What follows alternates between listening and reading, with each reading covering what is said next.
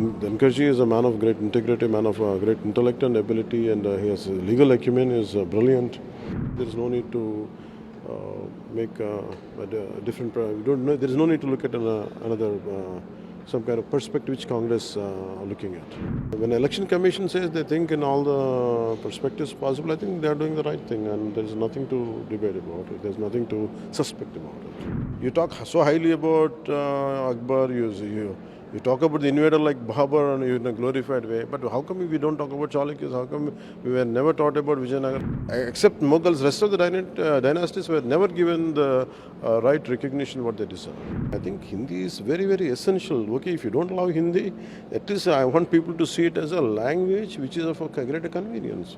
This particular film started around close to 4 to 5 years back.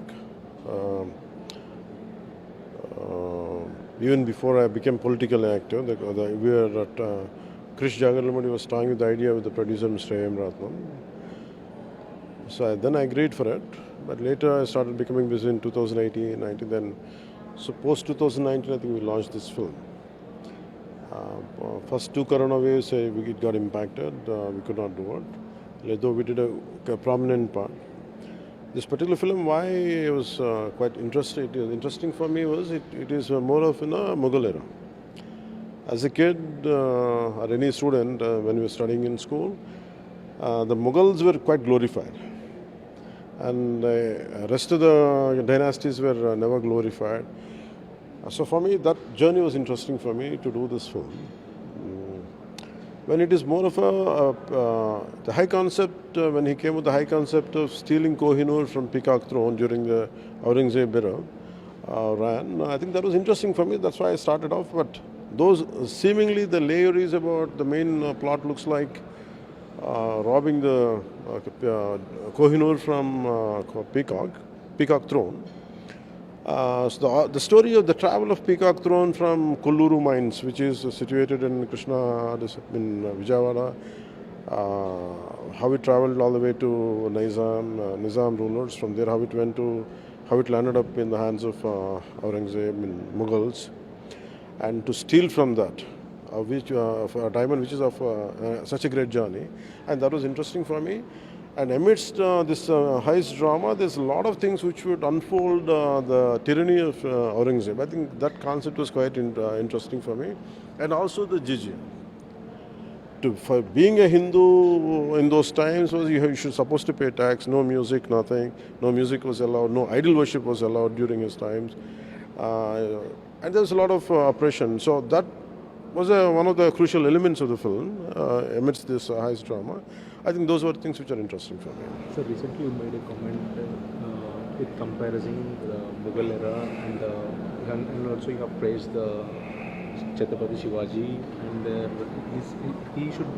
his history should be prepared in the books of the students. You have praised Chhatrapati Shivaji. Yeah, you have criticized that Mughal era. It should not be highlighted in the books of students. I never say it should not be highlighted, but because if you should give equal importance. When you deny the existence of Vijayanagara Empire, there's not much of a story. You talk so highly about Akbar. You talk about the invader like Babur in a glorified way, but how come we don't talk about Chalukyas? How come we were never taught about Vijayanagara? How come we were never taught about Ahams and from Assam? Naigars to Tamil Nadu, and the major part was how Chhatrapati Shivaji came for a rescue in Tamil Nadu temples. How come it was not conveyed? So all these things, I think, if you look at it in that perspective, I think it is except Mughals, rest of the dynasties were never given the right recognition what they deserve. I think we have a right to know about it.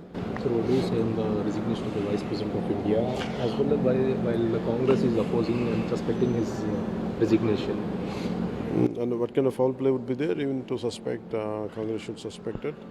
And Dhankarji is a man of great integrity, man of great intellect and ability, and his legal acumen is brilliant, and a man of high political acumen, political wisdom.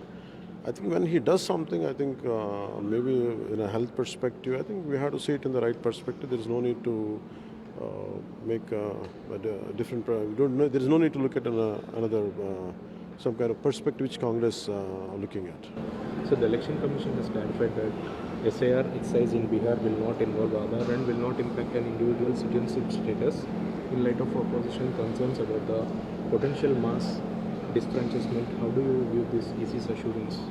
So, say it again. The Election Commission has clarified that SIR exercise will in Bihar will not involve Aadhaar and will not impact an individual citizenship status in light of opposition concerns about the potential mass disfranchisement. Normally, you're talking about the basic adult franchise rights. You want to, because a person who is not of that, who has been migrated illegally, not in official, I mean legal migration, I think why should they have a say in the voting? So I think when the Election Commission says they think in all the perspectives possible, I think they are doing the right thing, and there is nothing to debate about it. There is nothing to suspect about it. Sir, you are an actor, being a politician. We have seen the Kerala Stories movie also in the past. It was highlighted from the Love Jihad. What do you say on this Love Jihad? Recently, there was an incident in Rajol also. A man was forced to kill his living partner for not for not doing that prostitution work. What do you say on this? I look at it as the human nature first. Primarily, it is a human nature.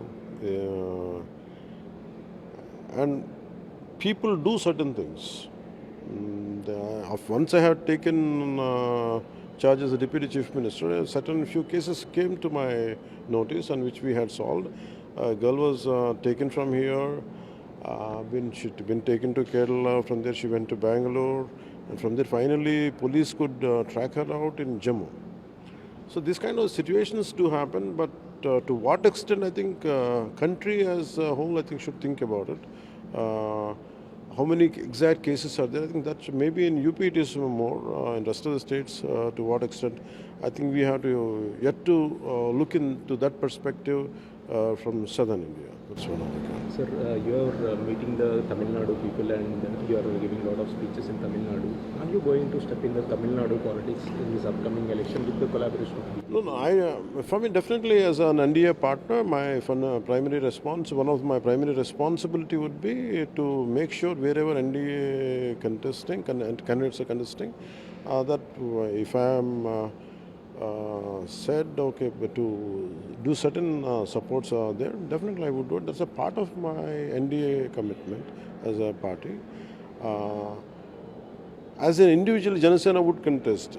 For me, anything to expand from the party, I know it takes a long time because we cannot compete with national parties. It's a very tough job. Maybe I'm known nationally, but as a party, it has its own limitations. To develop a party to go to that stage, maybe it might take few decades, but I'm not saying immediately as I know. So you are also looking to the environment and the forest department also. What are the steps you are going to take in the upcoming days for the prevention of environment as well as the forest? For me, environment is a very big challenge for all of us, and for me, it's quite a personal commitment for me. And first of all, we are a shortage of funds. There is no shortage for ideas, but to implement, the one is the major, more than money, it is the committed personnel, right from administration, people who are heading the administration. Okay, as a policy maker, I can do, and it is also the administrative officials who are looking into it. They should get motivated. Second, majorly, people's participation is needed, which is very, very essential to bring a greater transformation. And I personally want to look into it where the canals should be cleaned. Our canals, the Indian rivers have become a dumping yards. No matter how much we're doing, it is also a greater civic responsibility to make sure we don't dump the effluents or industrial effluents into it. How much we filter, how much we neutralize, and before we pump back into rivers. I think that is one thing which I would like to take maybe from August, post-September onwards. I think I'm on that mission. So the Andhra Pradesh government is keenly conducting the investigation on the liquor scam. Are there any more kingpins behind this liquor scam occurred in 2019? I think it is, the entire investigation team is doing it. I think at my level, unless they say it, unless they bring it to the notice, then it will be, in the right times it will come out. As on now, whatever you've been hearing, I mean, people who have been coming out, I think that's what as on now. So recently, Jagan Mohan Reddy have called the DIGs as a mafia dons, and they are working for the coalition government. What do you say on that? I find it quite interesting when the intelligence chief himself in his regime he went to jail because of what they had done, and I personally had seen the tyranny of certain police officials. And today, what we are doing is a countermeasures. It is not a vindictive drama; it is a countermeasures. So I think they got used to enforcing law into their own hands, and they could do any damn thing what they liked when they were in the government. And today, when they are facing the music, I think that it's natural to say in that way. I think our officials, we stand by our officials. Our officials haven't done any such things. So you also stand on Hindi language. Recently, also you have made comments on that. Now, I personally feel this particular interview, I will love to say it in Hindi. Though I can read Hindi, write Hindi, and I can speak Hindi, but my thinking language has either it is naturally it is Telugu or it's in English.